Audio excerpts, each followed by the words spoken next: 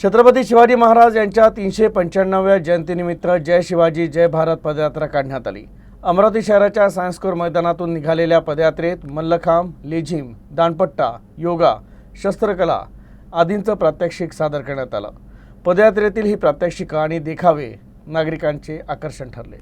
Science core मैदान इथं झालेल्या कार्यक्रमात पद्मश्री शंकरबाबा पापळकर, खासदार डॉक्टर अनिल बोंडे, विभागीय आयुक्त श्वेता सिंघल, जिल्हाधिकारी सौरभ कटियार, मुख्य कार्यकारी अधिकारी संजिता महापात्र, मनपा आयुक्त सचिन कलंत्रे, पोलीस आयुक्त नवीनचंद्र रेड्डी, अतिरिक्त जिल्हाधिकारी सूरज वाघमारे, निवासी उपजिल्हाधिकारी अनिल भटकर, उपजिल्हाधिकारी विवेक जाधव, जिल्हा क्रीडा अधिकारी गणेश जाधव प्रामुख्याने उपस्थित होते।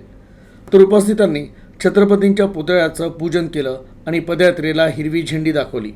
ही पदयात्रा सायन्स कोर मैदान, शिवटेकडी, पोलीस आयुक्त कार्यालय, NCC कार्यालय, जिल्हाधिकारी कार्यालय, बियाणी चौक या मार्गे निघाली।